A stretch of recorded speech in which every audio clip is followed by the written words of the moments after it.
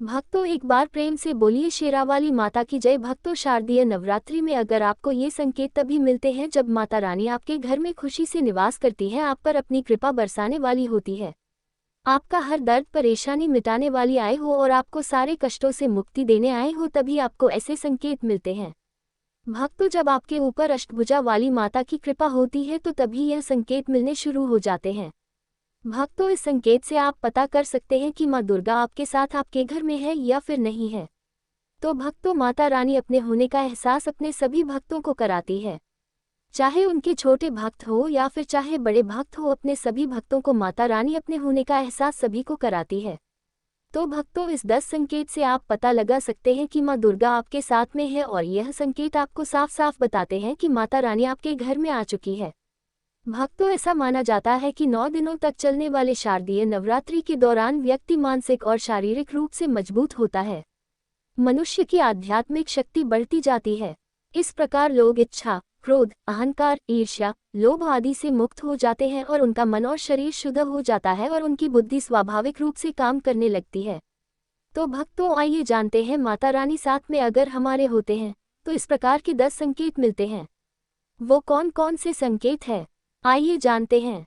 अगर आप भी चाहते हैं कि माता रानी आपकी सभी मनोकामनाओं को पूरा करे तो भक्तों हमारे कमेंट बॉक्स में जय माता दी जरूर लिखें। तो भक्तों बिना देरी किए वीडियो को आगे बढ़ाते हैं। तो भक्तों जब माता रानी हमारे साथ में होती है तो ये 10 संकेत मिलते हैं जिससे आप पता लगा सकते हो कि माता रानी आपकी पूजा पाठ से खुश है, माता रानी आपके साथ में है कि नहीं। सबसे पहला संकेत भक्तों जब आपको पूजा के दौरान आंसू आने लगे।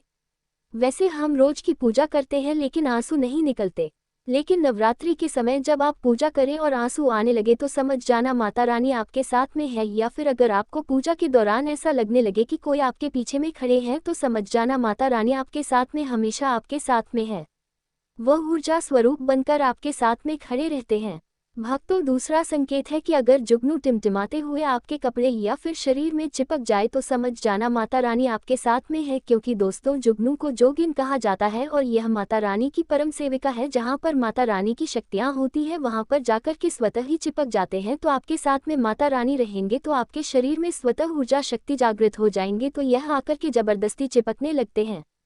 भक्तों तीसरा संकेत, अगर रात में अचानक से झटके के साथ आपकी नींद खुल जाए तो समझ जाना माता रानी आपके साथ में और माता रानी आपको जगाना चाहती है और माता रानी आपको कुछ संकेत देना चाहती है। भक्तों चौथा संकेत है कि आपके आसपास में अगर इत्र है, लोबान है, धूप है, चमेली है या फिर अन्य पुष्प जो कि आपके घरों के आसपास में नहीं पाए जाते हैं लेकिन फिर भी आपको उसकी सुगंध आ रही है तो समझ जाना चाहिए कि माता आपके साथ ही मौजूद है। माता रानी जब आपके पास में होते हैं तो दोस्तों लोबान की खुशबू आती है, धूप और चमेली के पुष्प की खुशबू आती है और ऐसे पुष्प की खुशबू आती है दोस्तों जिसकी सुगंध हमने कभी नहीं ली, जो कि हमारे घरों के आसपास में नहीं होते हैं। तो इस संकेत से भी आप पता कर सकते हैं कि माता रानी आपके साथ में ही है। पांचवा संकेत है भक्तों, यदि आपको नवरात्रि के दौरान अगर आपको सपने में बिल्कुल छोटी कन्या दिखाई देती है, क्योंकि छोटी कन्याओं को देवी का ही स्वरूप माना जाता है, तो नवरात्रि में अगर आपको छोटी कन्या दिख जाए या फिर लाल वस्त्र दिख जाए, लाल कलर की झंडा दिख जाए तो समझ जाना चाहिए कि माता रानी आपके साथ में ही है। इसी के साथ अगर ज्योतबत्ती जलाते समय अगर एक खास आकार ज्योतबत्ती में बढ़ने लगे तो भी समझ जाना चाहिए कि माता रानी आपके साथ में है। दोस्तों माता रानी नवरात्रि में ये संकेत अवश्य ही अपने सब भक्तों को दिखाती है। ये तो अभी आपने जान लिया कि माता साथ है तो ये संकेत मिलते हैं, लेकिन अभी हम ये जानेंगे कि कौन से संकेत मिलते हैं जब माता रानी हमारे घर में विराजमान हो चुकी है। तो कैसे पहचानेंगे कि माता रानी हमारे घर में प्रवेश कर चुकी हैं? तो भक्तों इस संकेत बारे में भी मैं शुरू से बताऊंगी और आप लोग इन संकेतों से पता लगा सकते हैं कि माता रानी आपके घर में आ चुकी है। और फिर माता रानी आपके घर में आ जाए तो जल्द ही आपके भक्तों जो दुख है वह कट जाते हैं और आपके पति दिन दुगनी रात चौगुनी तरक्की होती है, आपको मनोवांछित फल मिलता है। अधिकतर लोग जब माता रानी उनके घर में आती है, प्रवेश करती है, तो उन्हें पता नहीं होता कि माता रानी कब घर में प्रवेश कर रही है और कब घर से जा रही है। भक्तों इन लक्षणों से आप पता कर सकते हैं कि माता रानी आपके घर में आ चुकी है। मगर भक्तों आपको क्या ऐसा करना है कि आपकी हर मनोकामना तुरंत पूरी हो जाए? आज की इस वीडियो हम वो भी बताएंगे। अगर हम वह काम करते हो तो इससे माता रानी हमारी मनोकामना तुरंत पूर्ण करने लगती है।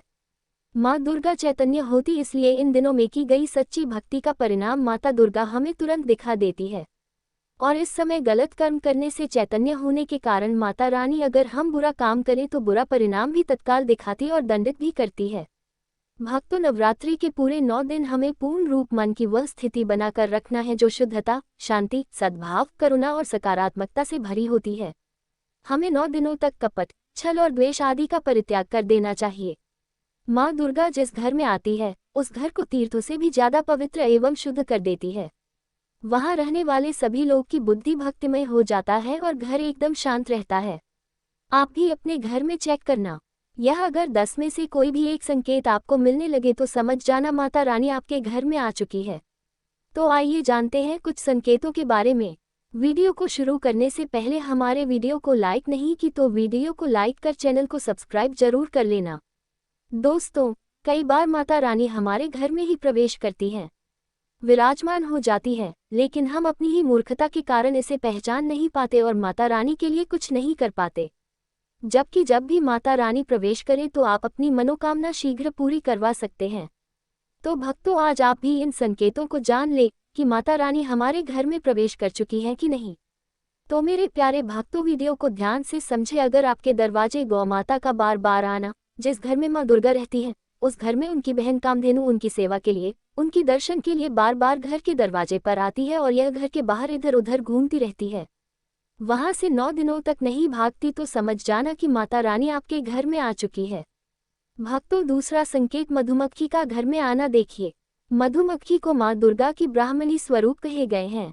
जिस घर में नवरात्रि में मधुमक्खी आती है तो समझ जाना उस घर में माता रानी आ चुकी है, क्योंकि जो मधुमक्खी है यह माँ दुर्गा के ही स्वरूप कहे गए हैं और यह अपने पूर्ण स्वरूप के दर्शन के लिए अर्थात नवदुर्गा के दर्शन के लिए सेविका बन करके आती है, तो समझ जाना आपके घर में माता रानी आ चुकी है।